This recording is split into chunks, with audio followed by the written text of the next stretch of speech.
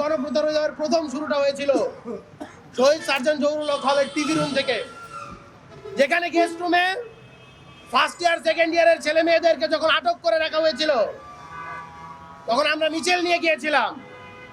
আমি রিফাত রশিদ সর্বপ্রথম তালা ভাঙি এবং ছাত্রলীগেরদেরকে ওখানে যারা যারা উপস্থিত ছিল প্রত্যেককে মেরে মেরে এক একটাকে শুইয়ে দেই। আমার এই মারের সিলসিলায় পরবর্তীতে মেহেদিরা তৈরি হয়েছে।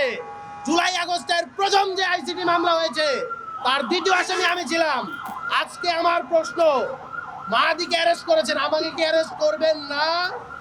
আমি তো অ্যারেস্ট হওয়ার জন্য এখানে দাঁড়িয়েছি।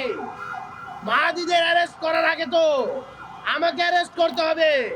এক দফার ঘোষণাকারী নাহিদ ইসলামকে অ্যারেস্ট করতে হবে। আপনারা যে তারেক রহমান দেশে আসছে, বিএনপি দাবি করছে তারেক রহমান জুলাই গণ অভ্যুত্থানের পক্ষে ছিল, তাদের নেতাকর্মীদেরকে মাঠে যাওয়ার ঘোষণা দিয়েছে, তাকে গ্রেফতার করতে হবে। ডক্টর শফিকুর রহমানকে গ্রেফতার করতে হবে, আসিফ মাহমুদকে গ্রেফতার করতে হবে। এদের গ্রেফতার না করে কেন মাহাদিদের দিকে চোখ? আপনারা এই বটম আপ অ্যাপ্রোচ আস্তে আস্তে তৃণমূলকে খালি করে দিয়ে তারপরে একটা একটা করে ধরতে ধরতে শেষ কোপটা, শেষ গলায় পাড়াটা কিন্তু ডক্টর মোহাম্মদ ইউনূসের ঘাড়ে পড়বে। ইউনূস এইটা আপনি ভুইলা যায়েন না।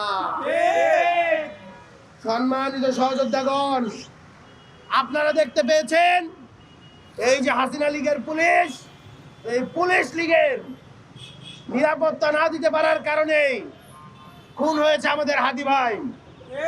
এখন পর্যন্ত হাদি ভাইয়ের আসামিদেরকে, যারা তাকে হত্যা করেছে, সে আসামিদের গ্রেফতার তো করা হয়নি।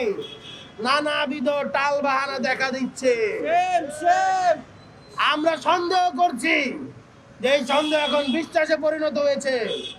সেটি হলো সরকার এবং বিভিন্ন প্রশাসনের রন্ধ্রে রন্ধ্রে থাকা ক্ষমতাধর ব্যক্তিরাই হাদি ভাইয়ের এই হত্যাকাণ্ডের সাথে জড়িত।